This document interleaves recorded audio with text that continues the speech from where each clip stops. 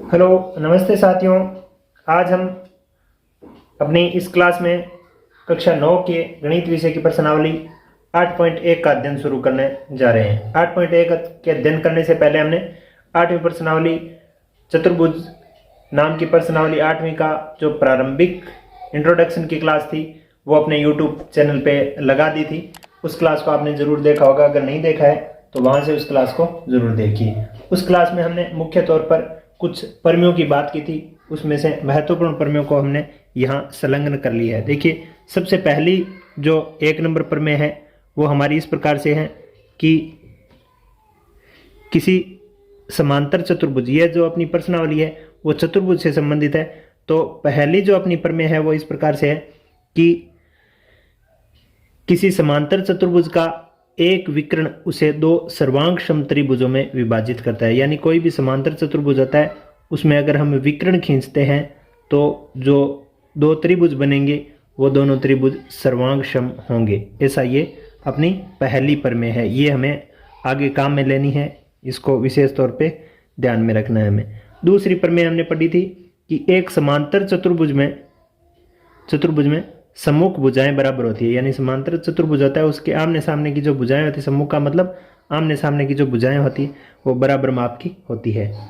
8.3 पर मैं पढ़ा था कि यदि एक चतुर्भुज की सम्मुख भुजाएं बराबर, भुजाओं का प्रत्येक युग्म बराबर है तो वह समांतर चतुर्भुज होता है। यानी ये दोनों एक दूसरे के ऑपोजिट अर्थ वाली हमें नजर आ रही है। विलोम यानी विरोधाभासी या विलोम विपरीत अर्थ वाली प्रमेय है।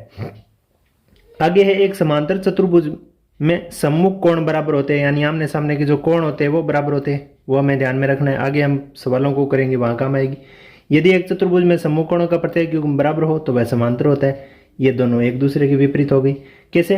एक समांतर चतुर्भुज सम्मुख कोण बराबर होते हैं।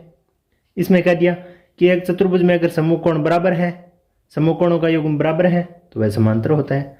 समांतर होता है तो सम्मुख कोण बराबर होते हैं। किसी चतुर्भुज में सम्मुख कोण का प्रत्येक युग्म बराबर होता है तो वह समांतर होता है। इस प्रकार से हम इस पैनल पे 5 प्रमेय यहां से हमें अपनी कॉपी में नोट डाउन करके रखनी है। नेक्स्ट अपने जो 2 प्रमेय और हैं वो इस प्रकार से हैं कि समांतर चतुर्भुज के विकर्ण एक दूसरे को परस्पर समद्विभाजित करते हैं। समद्विभाजित मतलब समान 2 भागों में बांटते हैं। अपनी लास्ट प्रमेय हमने पढ़ी थी कि यदि एक चतुर्भुज के विकर्ण एक दूसरे को समद्विभाजित करें तो वह समांतर चतुर्भुज होता है। कहने का मतलब यह है कि इस प्रश्नावली में हमें जो मुख्य जो बात करनी है वो समांतर चतुर्भुज से संबंधित करनी है, और समांतर चतुर्भुज की जो विशेषताएं हैं उनको हमने इस प्रमेय की रूपरेखा के अनुरूप हमने समझ लिया है। प्रमेय में जो खास प्रमेय है वो यहां दी गई है कि अगर समांतर चतुर्भुज में एक विकर्ण खींचे तो दो सर्वांग सम त्रिभुजों में विभाजित हो जाता है। यदि समांतर चतुर्भुज में सम्मुख भुजाएं बराबर होती है, नहीं, समांतर चतुर्भुज में सम्मुख भुजाएं बराबर होती है। किसी चतुर्भुज में सम्मुख भुजाएं बराबर है तो सम्मुख भुजाओं का युग्म बराबर है तो वह समांतर होता है। और समांतर चतुर्भुज में सम्मुख कोण बराबर होते हैं। यदि किसी चतुर्भुज में सम्मुख कोण का प्रत्येक युग्म बराबर है तो वह समांतर होता है।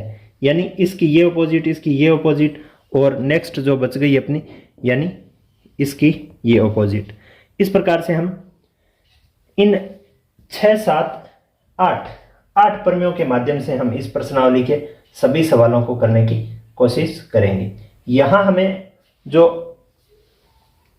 सबसे महत्वपूर्ण बात जो दी गई है पहले प्रश्न में वो अपने बोर्ड पे लिखी गई है कि पहले प्रश्न में हमें क्या पूछा जा रहा है। देखिए, पहले प्रश्न में पूछा जा रहा है कि यदि एक समांतर चतुर्भुज के विकर्ण बराबर हो तो दर्शाइए कि वह एक आयत है।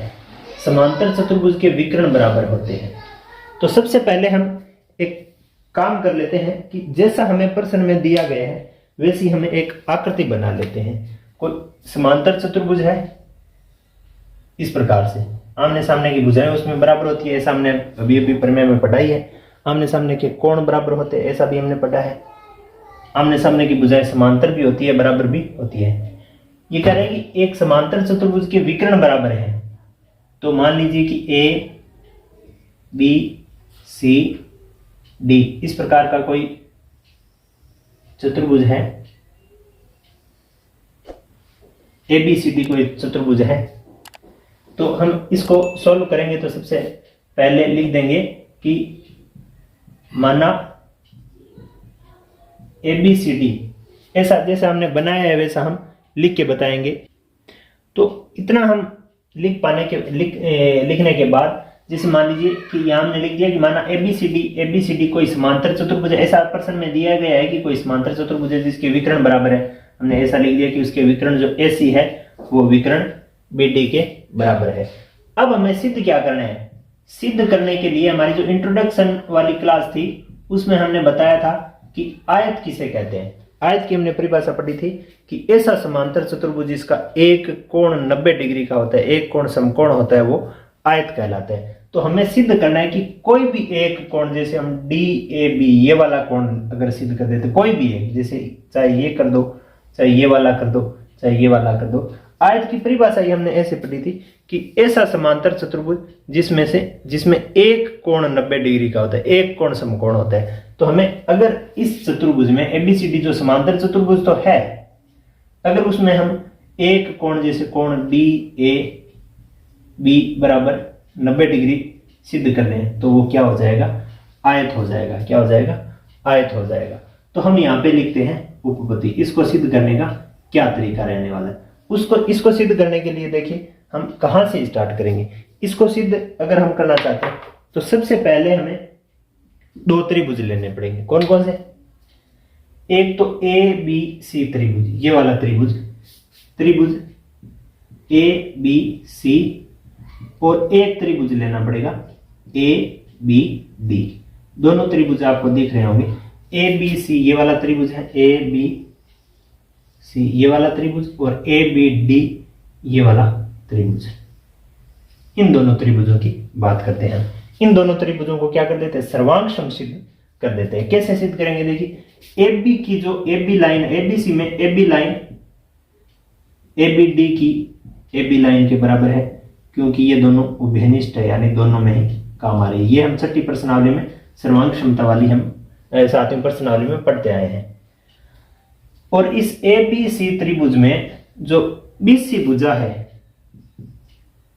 BC वो भुजा इस त्रिभुज की AD भुजा, ABD की AD भुजा के बराबर है, AD की। अब ऐसा क्यों है? क्योंकि ABCD समांतर चतुर्भुज है, समांतर चतुर्भुज है, और समांतर चतुर्भुज की सम्मुख भुजाएं बराबर होती है। समांतर चतुर्भुज की सम्मुख भुजाएं बराबर होती है। हम अगर ऐसा न लिखें, मान लीजिए कि ऐसा न लिखे समांतर चतुर्भुज है, हम ऐसे भी लिख सकते हैं कि ये जो दोनों रेखाएं हैं वो समांतर चतुर्भुज की सम्मुख भुजाएं हैं।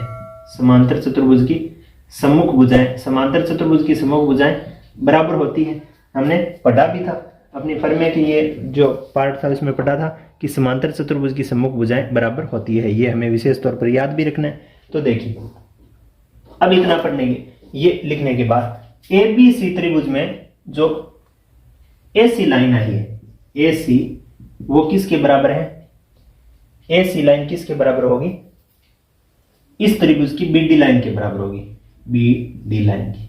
ये कैसे होगी? ये प्रश्न में दिया हुआ है, ऐसा हमें दिया गया है। तो देखिए इन दोनों त्रिभुज में ABC और ABD में जो तीनों भुजाएं हैं वो क्या होगी? एक प्रकार से बराबर सिद्ध होगी। तो SSS सर्वांग क्षमता नियम से, SS सर्वांग क्षमता नियम से हम लिख देंगे कि ये दोनों त्रिभुज क्या है? सर्वांगक्षम है। कौन कौन से त्रिभुज? एक नंबर ABC जो त्रिभुज ABC है वो किसके सर्वांगक्षम है? यहां देखिए CPCT नियम हमें आगे लगाना पड़ेगा। तो सबसे पहले देखो AB के बराबर AB, BC के बराबर AD, BC के बराबर AD। तो हमें BAD लेना पड़ेगा, BAD त्रिभुज हमें लेना पड़ेगा, क्योंकि AB यहां AB, चलो ठीक, BC के बराबर AD, ठीक है। अब AC लास्ट वाले BD लास्ट वालों के बराबर है। क्रम चाहे चेंज हो जाए, लेकिन अगर हम यहाँ पे ABD ले लेते ना, ABD, जैसे मान लीजिए BAD न लेके ABD त्रिभुज ले लेते तो गलत हो जाता। कैसे? कि AB के बराबर तो चलो AB हो गया, लेकिन लास्ट वाले BC के बराबर BD, BC के बराबर BD नहीं है, AD है। तो हम इस AB को क्रम बदल देंगे, BAD बना देंगे। ये बात आपको जरूर समझ में आ रही होगी। ये बात आपको समझ में आ रही होगी।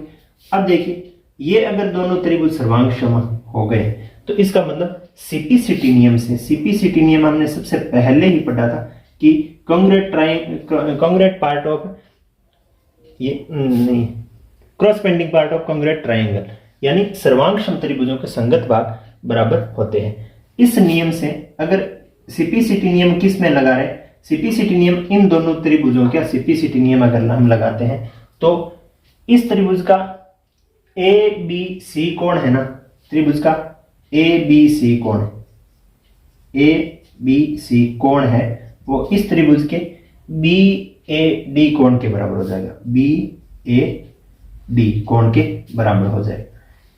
अब देखिए आगे हमें क्या सिद्ध करना है। अब इन दोनों कोणों को हमने बराबर सिद्ध कर दिया। अब नए सिरे से एक बात हम लिखते हैं, क्या हम लिखते हैं कि BC वो समांतर है कौन किसके, AD के, BC समांतर है AD और AD पर एक तिर्यक रेखा है, एक तिर्यक रेखा AB। मान लीजिए कि ये दोनों समांतर रेखा है, इन दोनों समांतर रेखाओं पर एक तिर्यक रेखा ये AB जा रही है। जैसे मान लीजिए ये दोनों समांतर रेखा हैं AB, BC और AD, इन पर कोई तिर्यक रेखा अगर ये गुजर रही है तो यहां पे जो कोण है ना, इस तरफ कोण बनने वाला, ये दोनों कोण कौन कौन से है, एक तो कोण है ADAB या BAD बोल दो, कोण BAD प्लस एक कोण है ABC, कोण ABC, ये दोनों जुड़ के कितने डिग्री के होंगे, 180 डिग्री के होंगे। ऐसा क्यों होगा, ऐसा हम पिछली प्रश्नावली में ऐसा पढ़ते आए हैं कि समांतर, क्योंकि हम ऐसे लिखेंगे कि समांतर भुजाओं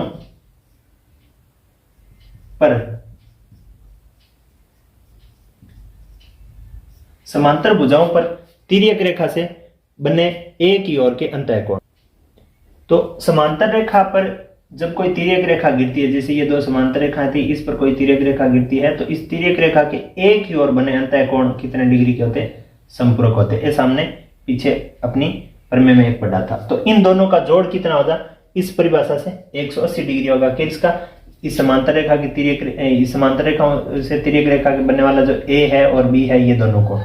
अब देखिए, अब हमें इस रूप में, इस सीपीसीटी नियम से हमने देखा था कि ABC और BAD दोनों बराबर है। तो हम क्या करते हैं, ABC की जगह भी BAD लिख देते हैं। ABC की जगह हम क्या लिख देंगे, BAD। कैसे, उसे क्या हो जाएगा, तो यहां कोण BAD है ना, उसके प्लस में BAD लिख देते हैं, क्योंकि इक्वेशन 1 में ABC और BAD दोनों बराबर बताया था।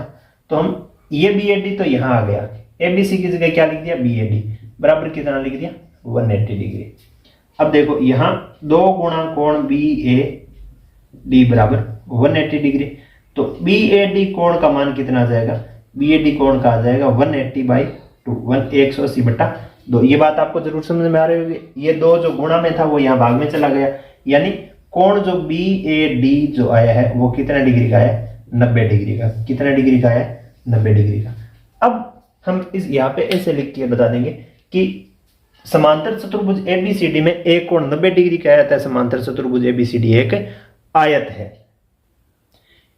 तो समांतर चतुर्भुज, ऐसा समांतर चतुर्भुज जिसमें एक कोण अगर 90 डिग्री होता है या समकोण होता है तो वो आयत होता है। ऐसी आयत की परिभाषा हमने अपने इंट्रोडक्शन की क्लास में पढ़ी थी। तो यहाँ ये समांतर चतुर्भुज तो ABCD है ही, उसमें एक कोण 90 डिग्री और हमने सिद्ध कर दिया। इसका मतलब ये ABCD क्या है, एक आयत है। बहुत बहुत धन्यवाद। ये आपने देखा है, इस प्रश्न को समझा, तो आप अपनी नोट कॉपी में इसको नोट कर लीजिए। अब हम नेक्स्ट क्वेश्चन की ओर बढ़ जाएंगे। नेक्स्ट अपना क्वेश्चन नंबर 2 पूछा जा रहा है कि दर्शाइए कि एक वर्ग की परिभाषा में पता होना चाहिए, वर्ग के सारे गुणों में पता होना चाहिए। वर्ग की परिभाषा पढ़ी थी कि एक ऐसा समांतर चतुर्भुज जिसकी सभी भुजाएं बराबर हो और सभी कोण समकोण हो, वो वर्ग कहलाते हैं। तो वर्ग की परिभाषा से हमें वर्ग के गुणों का पता होना चाहिए कि ऐसा एक वर्ग के विकर्ण बराबर होते हैं और परस्पर समकोण पर समद्विभाजित करते हैं। यहां इस प्रश्न को समझने में हमें पता चल रहा है कि 3 बातें यहां पे पूछी जा रही है कि ABCD कोई वर्ग है, इसको अगर हम सॉल्व करें तो सबसे पहले हम क्या लिख देंगे कि ABCD कोई वर्ग है। जैसे हमने आकृति बना लिया पहले, माना ABCD कोई वर्ग है जिसके विकर्ण AC और BD बिंदु M पर प्रतिच्छेदित करते हैं।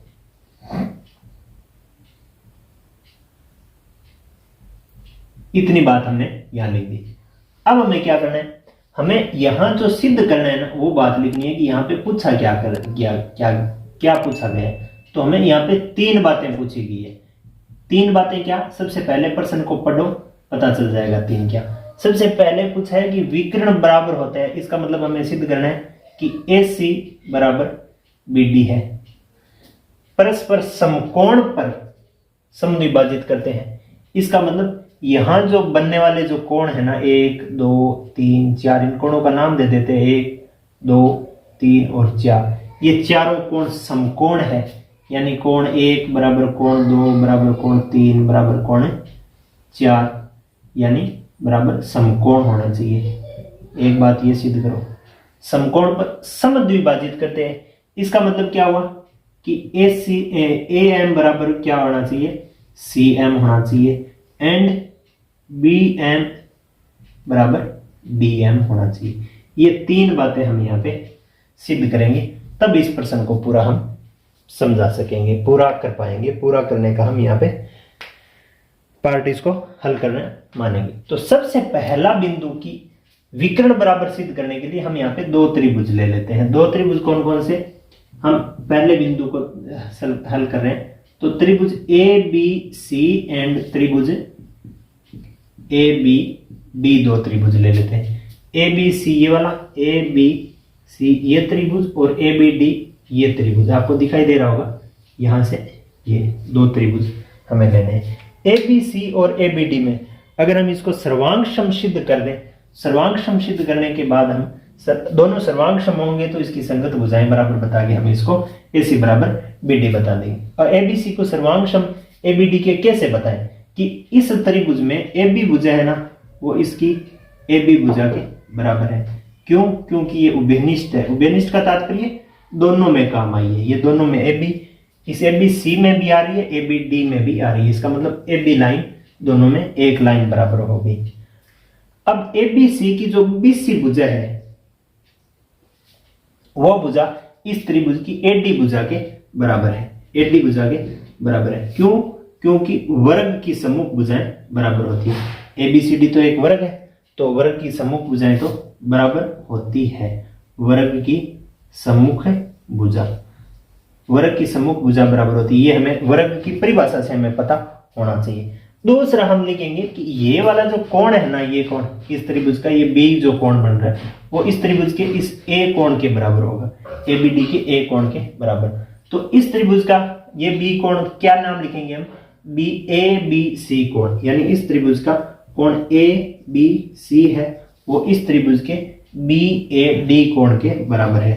कोण BAD कोण के बराबर है। क्यों, क्योंकि वर्ग के चारों कोण क्या होते हैं, समकोण होते हैं। वर्ग के चारों कोण समकोण होते हैं।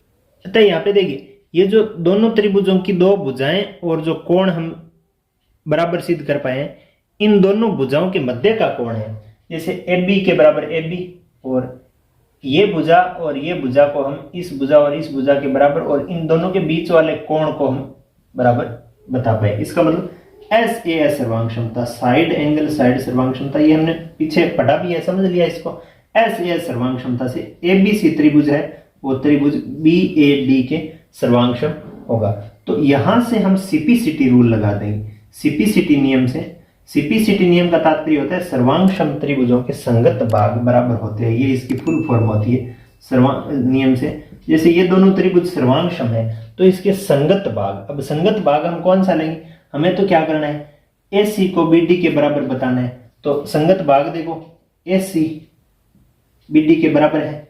CPCT नियम से AC किसके बराबर हो जाएगी, डी के। AC किसके बराबर हो जाएगी, BD के। अतः हम लिख देंगे कि वर्ग के विकर्ण परस्पर बराबर होते हैं। तो इसका तात्पर्य ये हो गया कि एक वर्ग के विकर्ण परस्पर बराबर होते हैं। अब हम क्या करेंगे, यहां दूसरा बिंदु, कोणों को हमें क्या करना है, समकोण सिद्ध करना है। कोणों को समकोण पर समद्विभाजित करने वाला और करना है। तो सबसे पहले हम क्या करते हैं, इसको समद्विभाजित करने वाली जो बात है उसको सिद्ध कर देते हैं। उसके आधार से हम उसको कोणों को और बराबर सिद्ध कर देंगे। तो यहां अगर AM बराबर CM और BM बराबर DM बताना है, यानी यह समद्विभाजक करके बताना है कि ये जो लाइन है ये AM से CM के बराबर है, ये BM से DM के बराबर है। तो यहां हम दो त्रिभुज ले लेते हैं। कौन कौन से त्रिभुज, AB और M, और एक त्रिभुज ले लेते हैं ऊपर वाला CDM, त्रिभुज CDM में।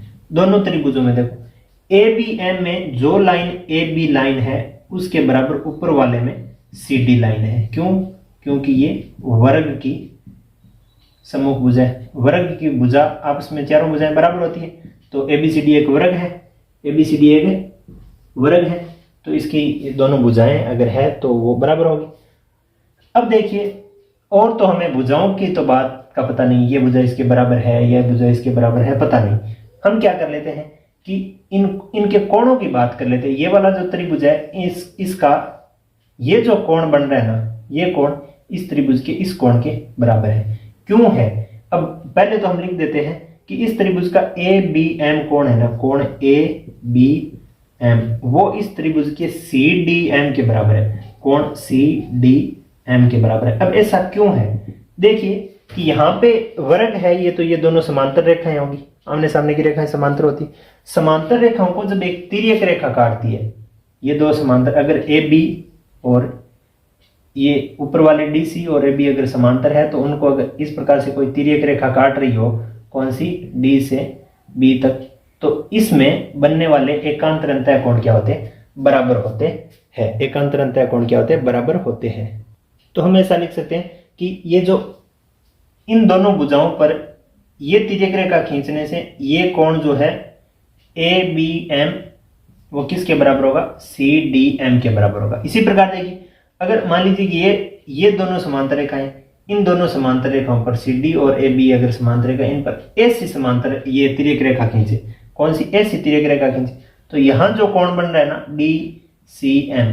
DCM यहां वाले कोण के बराबर होगा, BAM के बराबर होगा। तो BAM किसके बराबर होगा, DCM के बराबर। कैसे, कि इन दोनों समांतर रेखाओं को AB और CD पर कोई तिर्यक रेखा अगर ऐसी खींचे तो उसके एकांतर अंतः कोण क्या होते हैं, बराबर होते हैं। इस आधार पर हमने यहां देख लिया। अब देखिए इसमें देखो, इस त्रिभुज के दो कोण और उसके बीच वाली भुजा, इस त्रिभुज के दो कोण और उसके बीच वाली भुजा के हमने बराबर बता दी।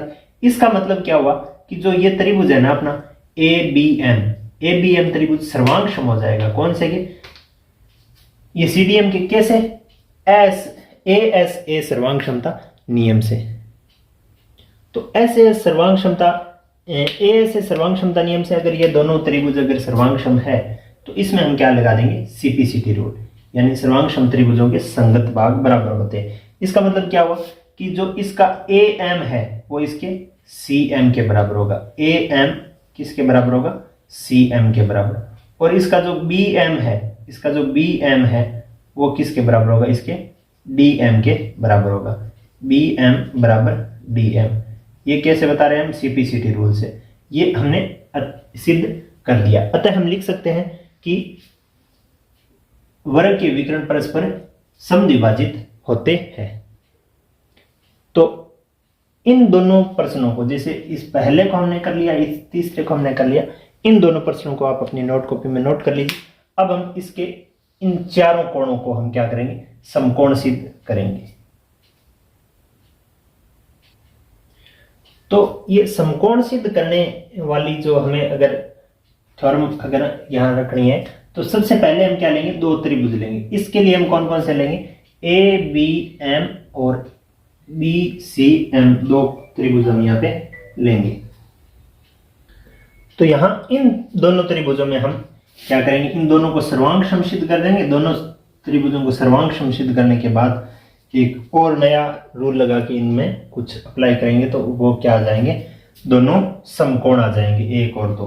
तो देखो कैसे, ए बी एम अपना ये वाला त्रिभुज है, ए बी एम ये वाला, और बी सी एम ये वाला त्रिभुज। इन दोनों त्रिभुजों में हम अब की बार कौन से ले रहे हैं, ये दोनों त्रिभुज हम ले रहे हैं। तो इन दोनों त्रिभुजों में देखो, इस त्रिभुज का जो ए बी है, इस त्रिभुज का ए बी वो बी सी एम के बी सी के बराबर है। इसका कारण हम लिख देंगे कि वर्ग की भुजाएं बराबर होती है, वर्ग की भुजा है दोनों, तो वर्ग की भुजा बराबर होती है। इस त्रिभुज का बी एम इस त्रिभुज के बी एम के बराबर है। क्यों? क्योंकि ये उभयनिष्ठ है। उभयनिष्ठ मतलब दोनों में ही है, दोनों में ही है। बी एम इसमें भी है और बी एम इसमें भी है। एक हम लिखेंगे कि ए एम बराबर सी एम। इस त्रिभुज की जो ए एम रेखा है वो ऊपर वाले त्रिभुज के बी सी एम त्रिभुज के सी एम रेखा के बराबर है। क्यों? क्योंकि हमने यहां सिद्ध किया था, देखो A M is equal to C M, ये हम सिद्ध कर चुके हैं, ये सिद्ध किया था हमने। अब देखिए नेक्स्ट हम क्या लिख देंगे, इसमें तीनों ही भुजाएं बराबर आ गई। एस एस एस सर्वांग क्षमता से, एस एस एस सर्वांग क्षमता का मतलब भुजा भुजा भुजा, साइड साइड साइड, सर्वांग क्षमता नियम से। एस एस एस सर्वांग क्षमता नियम से क्या हो जाएगा, ये जो ए बी एम है ना, ए बी एम त्रिभुज ए बी एम वो सर्वांग हो जाएगा कौन से के, ध्यान दीजिए ए बी के बराबर बी सी। तो यहां पे बी या सी में से ऐसे आएगा, या तो बी सी आएगा या सी बी आएगा। बी एम के बराबर क्या है, बी एम, तो यहां बी एम होना चाहिए। ये यहां देखो, अब ए बी के बराबर ए बी आ गया, ए बी के बराबर बी सी आ गया, बी एम के बराबर बी एम आ गया, और लास्ट वाला ए एम के बराबर सी एम आ गया। तो ये त्रिभुज इसके बराबर होगा, ये सर्वांगक्षम होगा। ये दोनों सर्वांगक्षम है, तो यहां हम सीपीसीटी नियम लगा देंगे। सीपीसीटी रूल के बाद हम पिछली प्रश्नावली से लगातार करते आ रहे हैं, समांतर चतुर्भुजों के संगत भाग बराबर होते हैं। सीपीसीटी नियम से इस त्रिभुज का जो ये कोण बन रहा है ना, कौन सा कोण, जिसको हमने नाम भी दिया था 1 नंबर कोण, इसको हमने 2 नंबर कोण नाम दिया था, इसको हमने 3 नंबर नाम दिया था, इसको हमने 4 नंबर का नाम दिया था। तो हालांकि ये त्रिकोण है तो ए एम बी है, और ये जो 2 नंबर वाला है वो बी एम सी या सी एम बी ऐसे बोलो, लेकिन यहाँ शॉर्टकट रूप से इस बी एम बिंदु पे बनने वाला जो कोण है वो एम बिंदु पे बनने वाले कोण के बराबर है। इस त्रिभुज के एम बिंदु पे कोण नंबर 1 बन रहा है, वो किसके बराबर होगा, कोण नंबर 2 के बराबर होगा सीपीसीटी नियम से। अब देखिए इसको आगे हम हल कर रहे हैं, ये पिछले प्रश्न से इसलिए लिखा था कि हमने यहाँ पे इसको नोटेड किया है। अब देखिए जो कोण 1 प्लस कोण 2 है वो दोनों 180 डिग्री के हैं। ये क्यों है ये हम यहां लिख देते हैं कि रेखिक युग्म के कोण है। रेखिक युग्म पे कोण कितने बनते हैं, संपूरक कोण बनते हैं। अब देखिए कोण 1 बराबर कोण 2 और कोण 1 प्लस कोण 2, तो हम क्या लिख देंगे, ये 1 नंबर इक्वेशन मान लेते हैं। 1 नंबर बात, ये 1 नंबर इक्वेशन, तो इक्वेशन नंबर 1 से मान लीजिए कि यहाँ कोण नंबर 1 तो कोण 1 प्लस 2, तो 2 की जगह भी कोण नंबर 1 लिख देंगे बराबर 180 डिग्री। यहाँ 2 गुणा कोण नंबर 1 बराबर 180 डिग्री। अब कोण नंबर 1 का मान कितना आ जाएगा, सीधा ही लिख देता हूं मैं 90 डिग्री। ये कैसे आया, ये 2 इस 180 डिग्री के बट्टा में गया और उसमें 2 का भाग लगने से ये क्या आ गया, कोण नंबर 2 आ गया 90 डिग्री। कोण नंबर 2 कितना आ गया, 90 डिग्री। अब सॉरी कोण नंबर 1 कितना आ गया, 90 डिग्री। अब ध्यान दीजिए कि कोण 2 जो है वो कोण 1 के बराबर था, तो कोण 2 का मान भी कितना आ गया, 90 डिग्री आ गया। अब देखो कोण 3 जो है वो कोण नंबर 1 के बराबर होगा, क्योंकि ये शीर्षाभिमुख कोण है, ये शीर्षाभिमुख है कोण है, तो कोण 3 का मान भी कितना आ जाएगा, 90 डिग्री आ जाएगा। कोण 4 जो है वो कोण 2 के बराबर होता है, क्योंकि कोण 2 का ये क्या है, शीर्षाभिमुख कोण है, शीर्षाभिमुख कोण। तो कोण 4 का मान भी कितना आ जाएगा, 90 डिग्री आ जाएगा। अब देखिए कोण 1, कोण 2, कोण 3, कोण 4 सारे 90 डिग्री है। इसका मतलब हम 90 डिग्री है प्लस यहाँ हमने सिद्ध किया था कि AM बराबर CM और BM बराबर DM होता है। इसका मतलब हम इस लाइन को दोबारा से लिख देंगे कि वर्ग के विकर्ण परस्पर समकोण पर समद्विभाजित करते हैं। तो ये जो बात है वो आप अपनी नोट कॉपी में, ये तीनों बातों को हमने प्रूव कर दिया है। दोनों विकर्णों को बराबर कर दिया था, विकर्णों के बराबर हिस्से होते हैं वो हमने, परस्पर बराबर हिस्से होते हैं वो हमने सिद्ध कर दिया था दूसरे बिंदुगत प्रश्न में। अब हमने सिद्ध कर दिया कि चारों कोण क्या होते हैं, समकोण होते हैं। इस आधार पर हमने यहाँ लिख दिया कि अतः हम कह सकते हैं कि वर्ग के विकर्ण परस्पर समकोण पर समद्विभाजित करते हैं। ये अपनी कॉपी में नोट कर लीजिए, या अगर आप चाहते हैं कि बाद में लिखना है तो आप स्क्रीनशॉट ले सकते हैं इसका। नेक्स्ट अपना क्वेश्चन नंबर 3 दिया गया है कि समांतर चतुर्भुज ABCD का विकर्ण AC, इस ABCD जो चतुर्भुज है ये समांतर चतुर्भुज है, इसका विकर्ण AC, ये विकर्ण खींचा हुआ है AC, कोण A को समद्विभाजित करता है। यहाँ पे हमने कोण A पर जो 2 कोण बन रहे हैं, इस A के जो 2 हिस्से हो रहे हैं उसका 1 नंबर और 2 नंबर कोण हमने दे दिया है। ये आकृति में दिया गया है, समद्विभाजित करता है। दर्शाइए कि ये कोण C को भी समद्विभाजित करते हैं। जहां ये C को 2 भागों में बांट रहे हैं उसका भी हमने 3 नंबर और कोण नंबर 4 इसका नाम दे दिया है। तो यहां हमें सबसे पहले वो बात लिख लेनी है कि हमें इस प्रश्न में दिया क्या गया है। दिया गया है कि अपने प्रश्न के अनुसार अगर हम आकृति को देखें जिस प्रकार से हमने इसमें लिखा है, इस हिसाब से ये दिया गया है कि कोण नंबर 1 जो है वो कोण नंबर 2 के बराबर है। ये अपनी एक मुख्य परिभाषा, ये समीकरण हो गई। समीकरण नंबर हम इसको A समीकरण दे सकते हैं।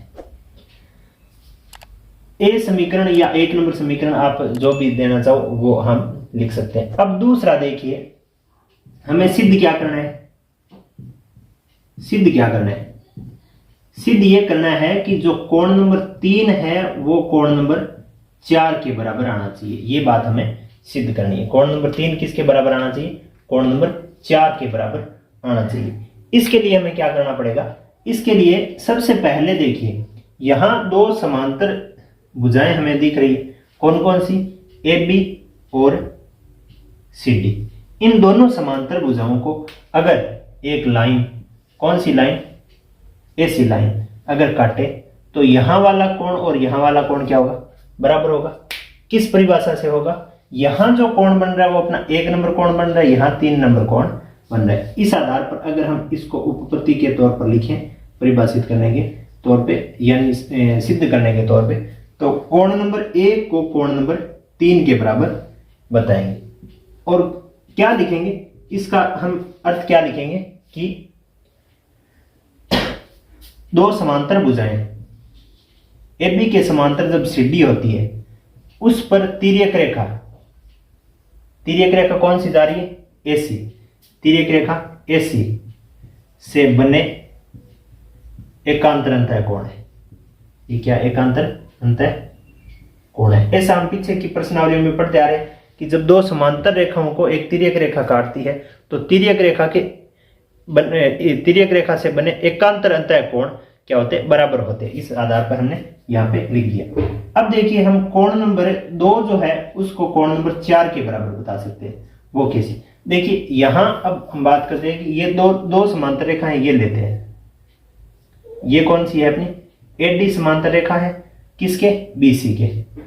जब इनको कोई तिर्यक रेखा ऐसे काटे तो यहां बनने वाले जो कोण है वो दोनों कोण क्या होंगे, एकांतर अंतः कोण होंगे। एकांतर अंतः कोण होंगे तो वो बराबर भी होंगे। इसका मतलब हम यहां लिख देंगे कि AD के समांतर होती है जब BC और उस पर कोई तिर्यक रेखा होती है AC, उस पर तिर्यक रेखा AC से बने एकांतर कोण, एकांतर अंतः कोण क्या होते हैं, बराबर होते हैं। अब देखिए यहां जो दिया गया था वो क्या था कि 1 नंबर कोण 2 नंबर कोण के बराबर है, और हमने कर दिया कि 1 नंबर 3 के बराबर है। इस प्रकार हम इसको ऐसे लिखेंगे कि कोण नंबर जो 3 है वो भी कोण नंबर 4 के बराबर होगा। क्यों? क्योंकि 1 नंबर के बराबर 3 नंबर आ गया, 2 नंबर के बराबर 4 नंबर आ गया। 1 और 2 अगर बराबर है तो 3 और 4 भी बराबर होंगे। 1 और 2 बराबर है तो 3 और 4 भी बराबर होंगे। अतः हम ऐसे लिख देंगे कि समय ये विकर्ण ऐसी जो है कोण सी को भी समद्विभाजित करता है। अब देखिए, इसको हमने बता दिया कि ये 1, 3 और 4 बराबर होने का तात्पर्य हुआ कि इस कोण को 2 बराबर बराबर भागों में ये बांट रहा है कौन? ऐसी विकर्ण। 2 नंबर है कि एबीसीडी एक समचतुर्भुज है। एबीसीडी एक समचतुर्भुज है। हमने अभी अभी सिद्ध किया कि त्रिभुज एबीसी में कोण नंबर जो 1 है उसको कोण नंबर 4 के बराबर बता दिया। कैसे? देखो, 1 नंबर 3 के बराबर, 1 नंबर 2 के बराबर, 2 नंबर 4 के बराबर, इसका मतलब सारे ही कोण बराबर हो गए। कोण नंबर जो 1 है उसके बराबर कोण नंबर 2 हो गया। देखो, 1 के बराबर 2, 2 के बराबर 4, 1 के बराबर 3 भी है, तो सारे ही एक दूसरे से बराबर हो गए। तो कोण नंबर 1 किसके बराबर हुआ? कोण नंबर 4 के बराबर। अतः हम ऐसे लिखेंगे कि समान कोणों की सम्मुख भुजाएं बराबर होती है। त्रिभुज में समान कोणों की सम्मुख भुजाएं बराबर होती है। तो कोण ए की सम्मुख भुजा कौन सी है? कोण 1 की सम्मुख भुजा है बीसी, वो किसके बराबर हो जाएगी? कोण 4 की सम्मुख भुजा। इस त्रिभुज में ए बी सी त्रिभुज में कोण 4 की सम्मुख भुजा कौन सी है? A B. अब हमने ऐसा लिख दिया, तो हम इसको ऐसे लिख के बताएंगे कि समान कोणों की सम्मुख भुजाएं बराबर होती है। सामने पिछली प्रश्नावली में पढ़ा था। अब देखिए, यहां हमने इसको बता दिया कि समान कोणों की सम्मुख भुजा बराबर होती है। इस भुजा के बराबर तो ये भुजा थी, क्योंकि ये चतुर्भुज कैसा है? समांतर चतुर्भुज है। इस भुजा के बराबर ही हमने ये भुजा और बता दी, तो इस भुजा के बराबर ये होगी। अतः चारों भुजाएं बराबर हो जाएगी। चारों भुजाएं बराबर हो जाएगी। अतः ए बी किसके बराबर हो जाएगी? बी सी के। बी सी किसके बराबर? सी डी के। और सी डी किसके बराबर? डी ए के। अर्थात ए बी सी डी एक समचतुर्भुज हो जाएगा। ए बी सी डी क्या हो जाएगा? एक समचतुर्भुज हो जाएगा। ए बी सी डी एक समचतुर्भुज है। ये बात आपको समझ में आई होगी। छोटा ही क्वेश्चन था, ज्यादा इसमें कठिन कुछ बात नहीं थी। चलिए नेक्स्ट की बात करेंगे। इसको आप स्क्रीनशॉट ले सकते हैं या अपनी कॉपी में नोट कर लीजिए। सबसे बेहतर आपकी कॉपी में नोट करना है। अगर आप ऐसे सोचते हैं कि ये क्लास पूरी होने के बाद हम कॉपी में नोट करेंगे, तो आप इसका स्क्रीनशॉट ले लीजिए। नेक्स्ट अपना क्वेश्चन दिया गया है, क्वेश्चन नंबर 4। इसमें पूछा गया है कि एबीसीडी एक आयत है। आयत की परिभाषा में पता होनी चाहिए कि आयत किसे कहते हैं? एक समांतर चतुर्भुज जिसकी चारों भुजाएं तो समांतर चतुर्भुज में बराबर होती नहीं, आमने सामने की भुजाएं बराबर होती है। तो आयत की परिभाषा सब बस इतनी है कि ऐसा समांतर चतुर्भुज जिसमें एक कोण 90 डिग्री का हो, वो आयत कहलाता है। यानी समांतर चतुर्भुज की तो सारी खासियतें उसमें होनी चाहिए, उसके साथ साथ एक कोण 90 डिग्री का भी होना चाहिए। तो वो चतुर्भुज कैसा होगा? आयत होगा। तो आयत की परिभाषा, ये आयत से संबंधित सारे गुण इसमें है। एबीसीडी में आयत के गुण। इसमें विकर्ण एसी, ये जो विकर्ण एसी है, ये दोनों कोण, ये जो मूल कोण था, दोनों कोण ए और सी किसके? इस आयत के।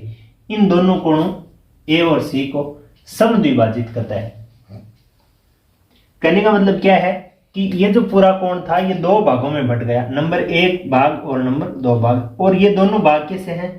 बराबर बराबर है। ये भी जो एक कोण था इसके 2 भाग हो गए, 3 नंबर और 4 नंबर। ये भी क्या है? बराबर है। तो हमें दर्शाना है कि एबीसीडी एक वर्ग है। एबीसीडी एक वर्ग है। सबसे पहले अगर हम पहले बिंदुगत इस प्रश्न की बात करें तो हमें वो बात लिखनी है जो इसमें दी गई है। यानी हमें क्या दिया गया है? दिया गया है कि एबीसीडी एक आयत है। एबीसीडी एक आयत है। अब आयत से संबंधित सारे गुण नहीं लिखेंगे कि आमने सामने की भुजाएं बराबर है, एक कोण 90 डिग्री का है, सभी कोण जो आमने सामने की भुजाएं समांतर है, वो नहीं लिखेंगे। सिर्फ ऐसे लिखेंगे कि एबीसीडी एक आयत है तथा एक चीज और दी गई है कि कोण नंबर जो 1 हमने माना है वो कोण नंबर 2 के बराबर है, एंड कोण नंबर जो 3 हमने माना है वो कोण नंबर 4 के बराबर है। तभी तो ये समद्विभाजित होगा। 3 और 4 बराबर है, इसका मतलब सी का समद्विभाजन यहाँ लिख दिया, और 1 और 2 बराबर है, इसका मतलब हमने ए का समद्विभाजन लिख दिया, जो कि दिया गया है। अब हमें क्या सिद्ध करना है वो लिखते हैं कि सिद्ध क्या करना है। इसमें सिद्ध करना है कि एबीसीडी एक वर्ग है। तो एबीसीडी वर्ग कब हो सकता है? एबीसीडी वर्ग तब हो सकता है जब उस आयत के चारों भुजाएं, आयत की चारों भुजाएं अगर बराबर हो जाए। तो हमें सिद्ध क्या करना है? सिद्ध करना है कि AB के बराबर BC और BC के बराबर, तो AB के बराबर DC तो है ही, BC के बराबर CD, ये AD है ही, क्योंकि आयत की सम्मुख भुजाएं क्या होती है? बराबर होती है। तो अब देखिए, अब इसको सिद्ध करने के लिए सबसे पहले हमें क्या करना होगा? त्रिभुज, एक त्रिभुज ले लेते हैं हम। इसमें ये जो 4 नंबर कोण है वो 1 नंबर कोण के बराबर लिख देते हैं। कोण नंबर 4 किसके बराबर लिखते हैं? कोण नंबर 1 के। कैसे? देखिए, यहां 2 भुजाएं दी गई है, कौन कौन सी? AB और CD। उन पे क्या क्या खींचा गया है? एक तिर्यक रेखा खींची गई है, कौन सी? AC। उससे क्या बन रहे हैं? 2 कोण बन रहे हैं, कौन कौन से? 4 नंबर और 2 नंबर, 4 नंबर और 1 नंबर। तो 4 नंबर और 1 नंबर बराबर हुए, 4 नंबर और 1 नंबर बराबर हुए। किस आधार पे? कि AB के समांतर रेखा है CD, उस पर एक तिर्यक रेखा है, तिर्यक रेखा AC से बने एकांतर अंतःकोण है, एकांतर अंतःकोण। उसी प्रकार देखिए, हम 2 नंबर को 3 नंबर के बराबर बताएं। कोण नंबर जो 2 अपना है वो कोण नंबर 3 के बराबर है। कोण नंबर 2 किसके बराबर है? कोण नंबर 3 के बराबर है। अब देखिए कैसे। मान लीजिए कि ये दोनों रेखाएं हैं अपने पास, कौन सी? B और C, और उसके समानांतर कौन सी है? A और D। इन दोनों रेखाओं पर एक तिर्यक रेखा कौन सी जा रही है? AC। यहां बनने वाला कोण और यहां बनने वाला कोण कैसा है? एकांतर अंतःकोण है। एकांतर अंतःकोण का नाम क्या क्या है? यहां 2 नंबर, यहां पे 3 नंबर, यानी 2 और 3 बराबर है। किस आधार पे? कि AD समानांतर है BC, उस पर एक तिर्यक रेखा है AC से बने एकांतर अंतःकोण, एकांतर अंतःकोण। अब देखिए, यहां देखिए, अब थोड़ा यहां ध्यान देना है कि जो दिया गया है, जो हमने सिद्ध करना है, और यहां से हम उपपत्ति लिखनी थी हमें, उपपत्ति में हमने लिखा है, उनको एक बार एक साथ देखते हैं कि 1 नंबर 2 नंबर के बराबर, 2 नंबर 3 नंबर के बराबर, 3 नंबर 4 नंबर के बराबर, 4 नंबर 1 नंबर के बराबर। इस प्रकार हम लिख सकते हैं। इस प्रकार हम ये बता सकते हैं कि कोण नंबर 1 है वो कोण नंबर 2 के बराबर है। 1 2 के बराबर दिया गया है, 2 के बराबर 3 हमने सिद्ध किया है, 3 के बराबर 4 दिया गया है, यानी ये जो चारों कोण है वो क्या है? बराबर है। चारों कोण क्या है? बराबर है। अब चारों कोण बराबर है, तो अब हम लिखेंगे त्रिभुज ABC में। ABC में जो कोण नंबर 1 है वो कोण नंबर 3 के बराबर है। कोण नंबर 1 किसके बराबर है? कोण नंबर 3 के बराबर। तो बराबर कोणों की सम्मुख भुजाएं क्या होती है? बराबर। बराबर कोणों की सम्मुख भुजाएं बराबर होती हैं। तो कोण नंबर 1 की सम्मुख भुजा कौन सी है? BC। BC ये किसके बराबर हो जाएगी? कोण नंबर 3 की सम्मुख भुजा AB के बराबर हो जाएगी, AB के बराबर हो जाएगी। अब ये हमने AC और AB किस आधार पे लिखा है? कि समान कोणों की सम्मुख भुजाएं बराबर होती है। समान कोणों की सम्मुख भुजाएं। अब देखिए, AB के बराबर हमने क्या बता दिया? BC। AB के बराबर BC, और आयत था तो AB बराबर BC सिद्ध करने के बाद आयत था तो AB के बराबर CD तो था ही, क्योंकि आमने सामने की भुजाएं बराबर होती है, और BC के सामने AD तो था ही, AD। चारों भुजाएं बराबर है, अतः ए बी सी डी एक आयत है, एक आयत है। ये बात हमने पहले बिंदुगत प्रश्न के उत्तर के तौर पर हमें यहां तक पहुंच चुके हैं। अब देखिए, अब हम बात करेंगे बिंदुगत प्रश्न 2 की। 2 नंबर बिंदु क्या दिया गया है कि विकर्ण बी डी दोनों कोण बी और डी को समद्विभाजित करते हैं। अगर उसमें एक विकर्ण और खींच दिया जाए, कौन सा, बी से डी तक, बी से डी तक एक विकर्ण और खींच दिया जाए। मान लीजिए कि ऐसे विकर्ण खींचा और इस विकर्ण से हमारे जो ये बी पर जो 2 कोण बने, ये 2 कोण मान लेते हैं हम 5 और 6 नंबर बने, और यहां डी पे जो डी के जो 2 हिस्से हुए वो 7 और 8 नंबर हिस्से हुए, ऐसा मान लेते हैं। अब दूसरे में ऐसा पूछा जा रहा है कि इसमें हमें क्या सिद्ध करना है, वो बात यह है, सिद्ध करना है कि कोण नंबर 5 जो है वो कोण नंबर 6 के बराबर है। एंड एक बात और है कि कोण नंबर जो 7 है वो कोण नंबर 8 के बराबर है। अगर ऐसा हुआ तो हम ऐसे लिख देंगे कि बी और डी को समद्विभाजित कर रहा है कौन, बी डी विकर्ण, कौन, बी डी विकर्ण। तो इसको हल करने के लिए देखिए, ये बात जो हमने यहां बताई थी वही बात इस तिर्यक रेखा बी डी के लिए कर लेते हैं। यही बात कहां पे करेंगे, बी डी के लिए। कैसे, देखिए, जब 5 नंबर और 8 नंबर, कोण नंबर 5 और कोण नंबर 8 को हम बराबर बताते हैं तो कैसे बता सकते हैं, देखिए, क्योंकि 2 समांतर रेखाएं ए बी और सी डी पर एक तिर्यक रेखा बी डी जा रही है। ए बी पर जब समांतर रेखा होती है सी डी, उस पर एक तिर्यक रेखा, कौन सी तिर्यक रेखा, बी डी से बने एकांतर अंतः कोण, एकांतर अंतः कोण। अब देखिए, ऐसा हमने किस आधार पे बताया, 5 नंबर और 8 नंबर आपस में बराबर हुए। अब 5 नंबर और 8 नंबर बराबर हुए, इसी प्रकार 7 नंबर और 6 नंबर भी बराबर होंगे, कोण नंबर 7 और कोण नंबर 6 भी बराबर होंगे। कैसे, कोण नंबर 7 और 6 को देखिए, ये दोनों रेखाएं जब समांतर होती हैं, इन दोनों समांतर रेखाओं को ऐसे तिर्यक रेखा काटती है, तो यहां 7 बन रहा है, यहां 8 बन रहा है। तो यहां समांतर रेखाएं कौन कौन सी ले रहे हैं हम, ए डी, इसके समांतर कौन सी, बी सी। तो ए डी समांतर होती है बी सी और उस पर कोई तिर्यक रेखा कौन सी खींचते हैं, बी डी से बने एकांतर अंतः कोण, एकांतर अंतः कोण। 5 नंबर 8 नंबर के बराबर है, 6 नंबर 7 नंबर के बराबर है।